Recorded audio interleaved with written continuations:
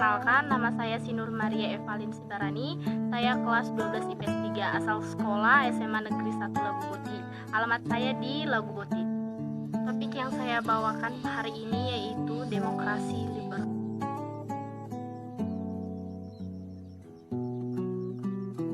Di sini saya sudah ada membuat sebuah mind mapping tentang demokrasi liberal, dan satu persatu akan kita bahas dari isi mind mapping tersebut.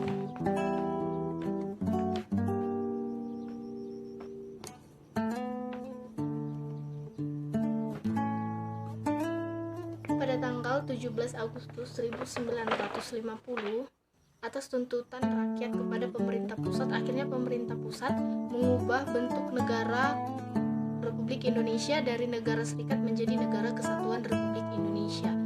Dengan hukum dasar yang berlaku adalah Undang-Undang Dasar Sementara tahun 1950 atau yang biasa kita kenal dengan UUD 50. Dan pada saat itu juga Indonesia menganut sistem demokrasi liberal dan sistem pemerintahannya adalah parlementer.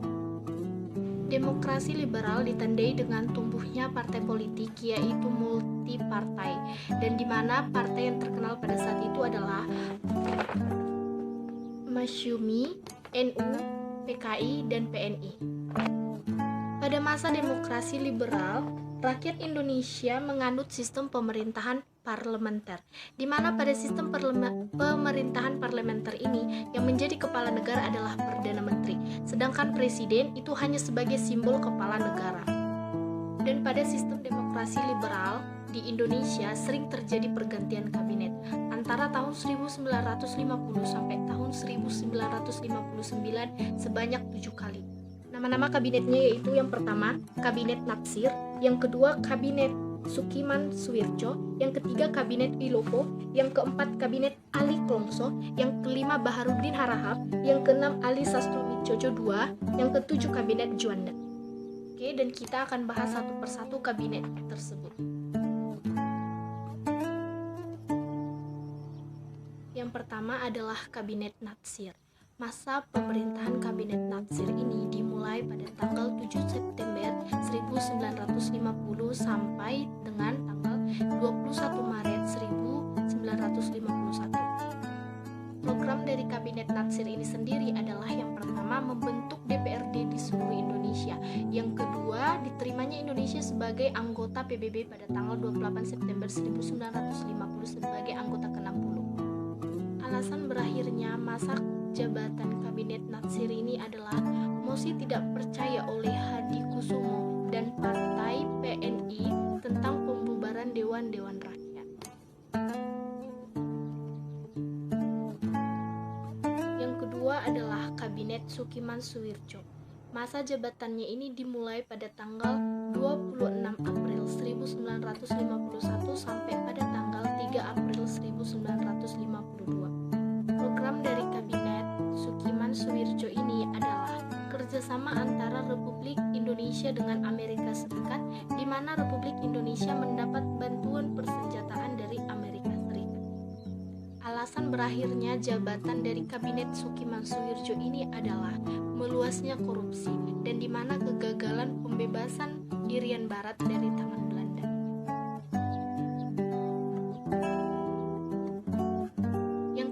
Adalah Kabinet Wilopo. Masa jabatan dari Kabinet Wilopo ini dimulai pada tanggal 3 April 1952 sampai pada tanggal 2 Juni 1953. Program dari Kabinet Wilopo ini adalah menyelenggarakan pemilu untuk memilih anggota Dewan Konstituante, DPR, dan DPRD. Alasan berakhirnya Kabinet Wilopo ini adalah di mana terjadinya peristiwa pada tanggal 17 Oktober 1952 di mana insiden rakyat demonstrasi kepada DPR menuntut DPR untuk dibubarkan karena dianggap mencampuri urusan internal angkatan bersenjata dan menuntut pemilu akan segera dilaksanakan dan jangan ditunda-tunda. Dan yang kedua adalah gagal menyelesaikan persoalan tanah perkebunan di Sumatera, peristiwa Tanjung Merauke.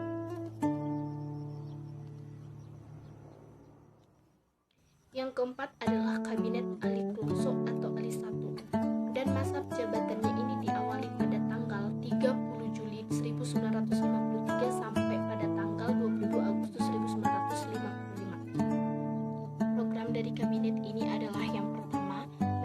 menyelenggarakan Konferensi Asia Afrika di Bandung pada tanggal 18 sampai 24 April 1955. Yang kedua adalah menetapkan pemilu untuk anggota DPR pada tanggal 29 September 1955. Yang ketiga, membentuk panitia pemilihan umum pusat pada tanggal 31 Mei 1954. Alasan berakhirnya kabinet ini adalah terjadinya perselisihan dengan pihak militer soal pengangkatan Menteri Pertahanan.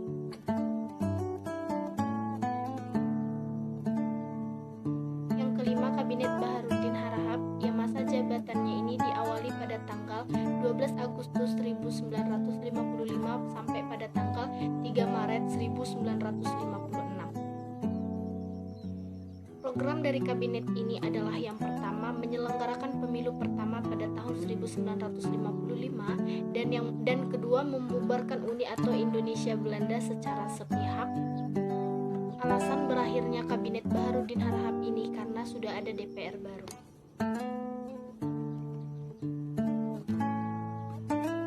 Yang keenam, Kabinet Ali Sastro-Atmojo II di mana masa jabatannya ini diawali pada tanggal 20 Maret 1956 sampai pada tanggal 14 Maret 1957. Program dari Kabinet Ali Sastro-Atmojo II ini yaitu melaksanakan pembentukan daerah-daerah otonom dan membebaskan Irian Barat. Alasan berakhirnya kabinet ini adalah krisisnya ekonomi dan gangguan keamanan.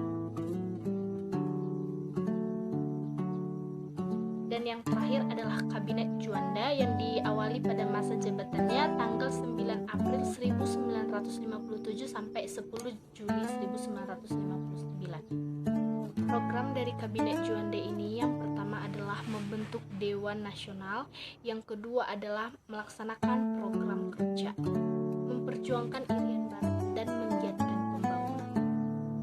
Alasan berakhirnya Kabinet Juanda ini adalah kegagalan Dewan Konstituante membuat Undang-Undang Dasar baru sehingga Presiden Soekarno mengeluarkan Dekret Presiden 5 Juli 1959. Adapun isi dari Dekret Presiden 5 Juli 1959 yang pertama adalah Dewan Konstituante dibubarkan, yang kedua adalah Undang-Undang Dasar 45 diberlakukan kembali, dan yang ketiga adalah membentuk Dewan Pertimbangan Agung sementara dan Majelis Permusyawaratan Rakyat sementara. Dengan diberlakukannya Dekret Presiden, disitulah berakhir demokrasi liberal dan sistem pemerintahan parlementer.